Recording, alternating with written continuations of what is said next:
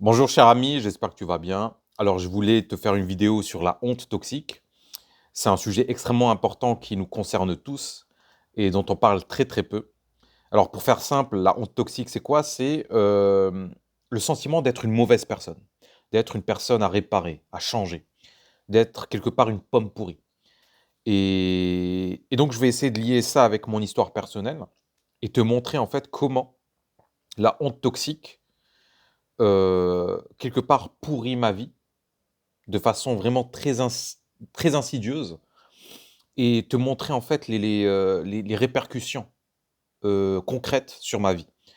Heu, bon, c'est pas une vidéo feel good, c'est pas une vidéo où on va rigoler, mais voilà, tu me dis si tu te reconnais là-dedans, si, si tu partages, voilà, les mêmes réflexions que moi. En fait, depuis tout petit, j'étais une personne, on va dire, à part. Depuis tout petit, depuis voilà, moi, j'ai commencé à parler à l'âge de 6 ans, d'accord? Pendant que les autres, apprenaient à écrire, moi, j'apprenais à dire mes premiers mots.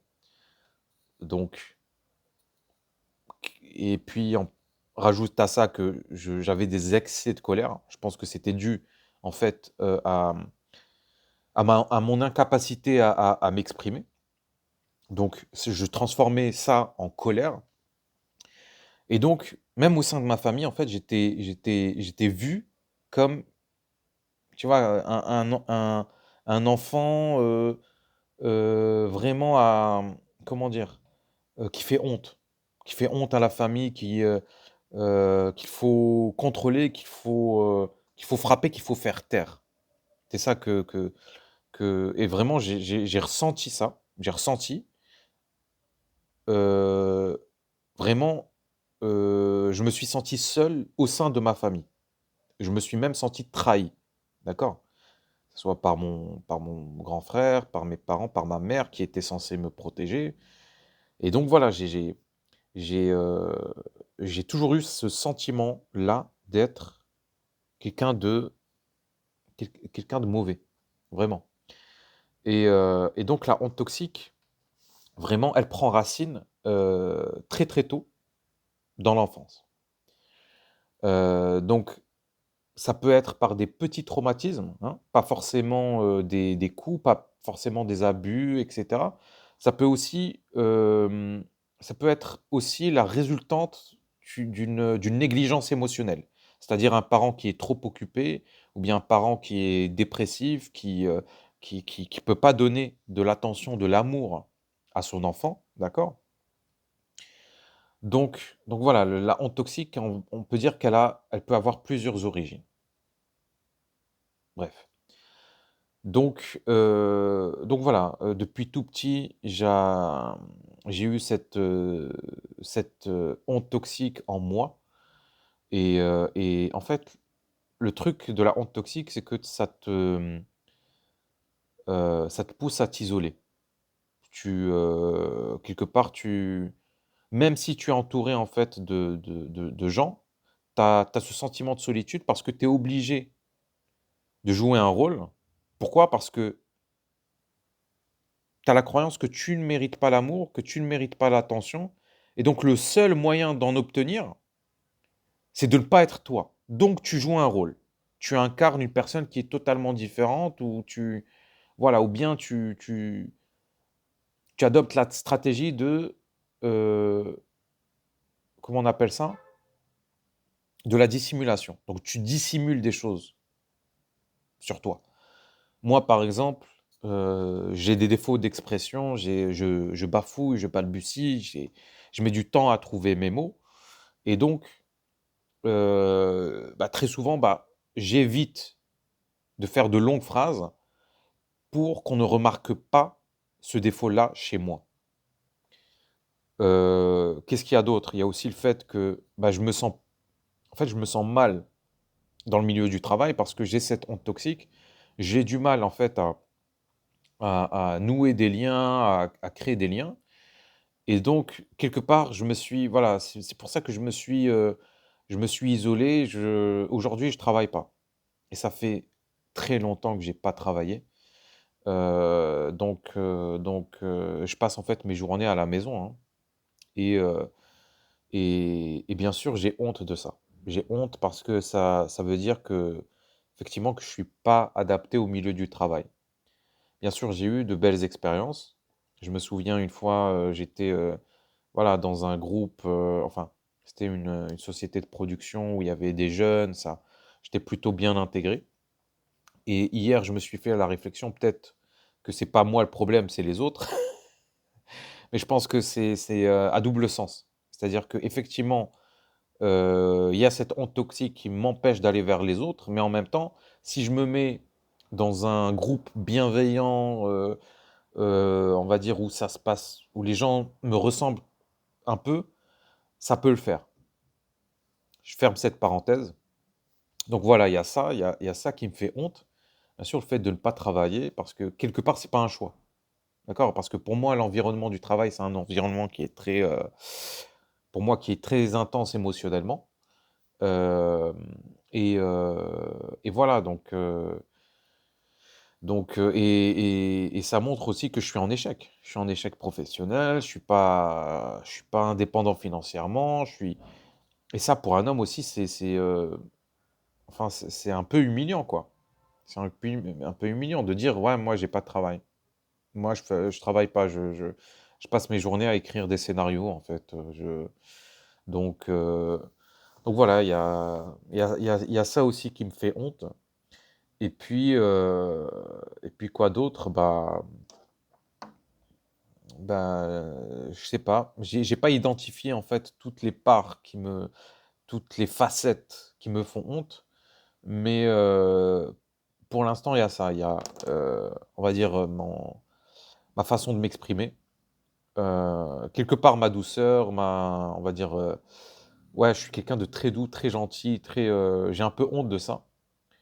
Et du coup, le fait de ne pas travailler, de voilà. Donc après, je pense qu'il faut éviter de tomber dans le piège de essayer de se changer. C'est-à-dire, changer, par exemple, sa vie extérieure. Je pense que c'est pas ça la solution. Essayer de devenir une personne, je sais pas moi, plus éloquente, voilà, plus extravertie et cetera. Je crois pas que ça soit ça. Je pense qu'il faut, heu, en fait, la solution, c'est de désapprendre les croyances qui nous font du mal. C'est-à-dire, entre guillemets, j'aime pas utiliser ce genre de termes, mais désinstaller, les, la croyance, par exemple, qu'on ne mérite pas l'amour, qu'on ne mérite pas le respect. Et ça, en fait, c'est donc un travail de lâcher prise. Il faut lâcher prise sur cette croyance-là.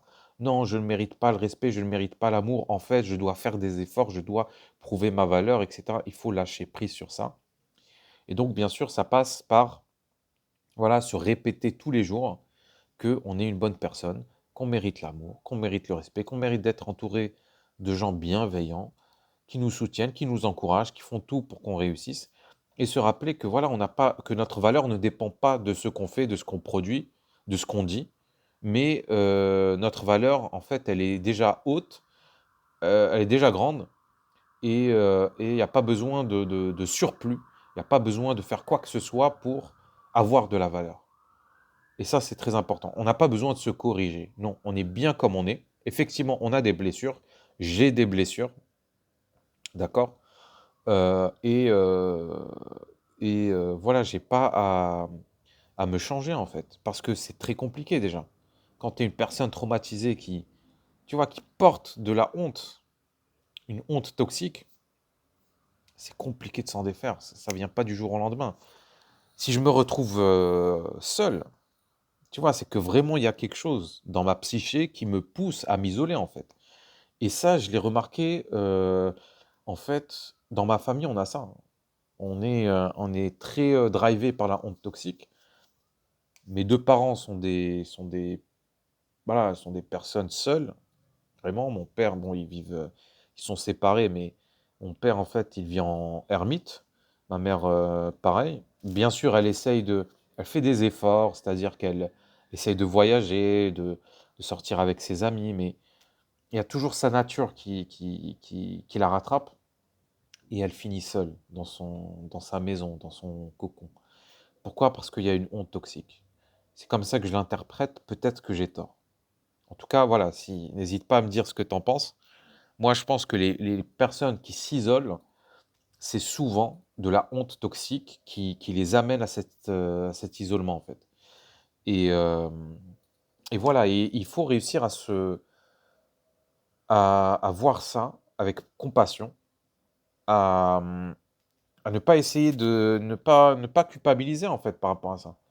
Pourquoi? Parce que j'ai pas choisi, en fait, d'être blessé comme ça. J'ai pas choisi cette honte toxique. C'est la vie qui m'a imposé ça, d'accord? Tout comme j'ai pas choisi la famille dans laquelle j'ai grandi. J'ai pas choisi mes parents, j'ai pas choisi les expériences traumatiques que j'ai vécues, d'accord? Et la spiritualité New Age, en fait, pourquoi elle est toxique? C'est parce qu'elle rejette la responsabilité, toute la responsabilité sur la personne. Si tu as vécu ça, c'est que tu l'as attiré, donc c'est toi le problème. Et ça, c'est vraiment toxique. Donc il faut réussir en fait à se voir avec compassion, avec douceur, reconnaître qu'on souffre, reconnaître que on a besoin d'être pris dans les bras, d'être soutenu, d'être écouté, oui, se permettre d'évoluer à son rythme en fait, de grandir à son rythme. Euh, donc, euh, donc voilà en fait, ça c'est super important. Je pense que la clé de tout ça, c'est la compassion. Effectivement, ça ne va pas, comment dire, ça ne va pas faire disparaître la honte toxique totalement, mais au moins ça peut l'atténuer et ça peut nous permettre en fait d'apprendre à vivre avec cette souffrance. La souffrance, on ne peut pas s'en défaire totalement, mais on peut apprendre à vivre avec, à se défaire déjà de la deuxième couche qui n'est pas indispensable, cette couche de culpabilité, d'autoflagellation, ça on peut le remplacer par de la douceur, de la compassion. Et notre monde déteste ça. Notre monde déteste la douceur, il déteste la compassion, il déteste la bienveillance. On est toujours dans... En fait, on te rabâche sans cesse que tu es ton propre ennemi, que tu es une mauvaise personne, que si tu traverses des moments difficiles, c'est de ta faute. Tout ça, c'est des mensonges, en fait. C'est des mensonges qui visent à te vendre des produits, des formations, des livres.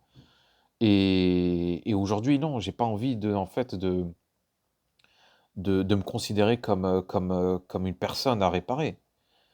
Non, j'ai envie de me considérer comme une personne à accompagner avec douceur, avec bienveillance, dans cette honte toxique. Effectivement, le but, c'est pas encore une fois, c'est pas de sortir de l'isolement, c'est pas de se défaire totalement de la honte toxique, mais de changer son rapport à soi-même. C'est ça le but. C'est de changer le regard qu'on porte sur soi-même. Avant, vraiment, je m'en voulais énormément pour d'être quelqu'un de seul, d'être quelqu'un voilà, d'être quelqu'un d'anxieux, d'être. Aujourd'hui, stop, c'est bon, j'arrête, j'arrête, c'est bon. C'est euh, non, j'ai envie de me voir comme effectivement, j'ai des blessures, j'ai de l'anxiété, j'ai de la honte, mais c'est pas de ma faute. C'est pas de ma faute. C'est pas de ma faute et je mérite le respect, je mérite d'être aimé. Et j'espère que toi aussi, cher ami, que tu vas prendre conscience de ça, en fait. Tu vas prendre conscience que, bah, peu importe les blessures que tu portes, putain, j'ai fait une petite répétition.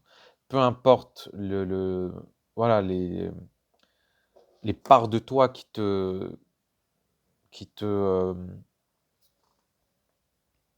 qui gâchent ta vie, quelque part,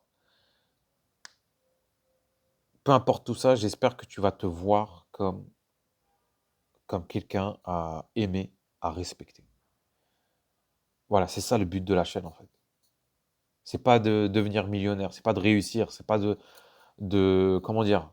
D'avoir, plein d'amis, je sais pas quoi, de séduire, de non. Le but, c'est juste d'arrêter de se voir comme son propre ennemi. C'est tout. Voilà. Si tu as une remarque, une question, n'hésite pas à m'écrire en commentaire.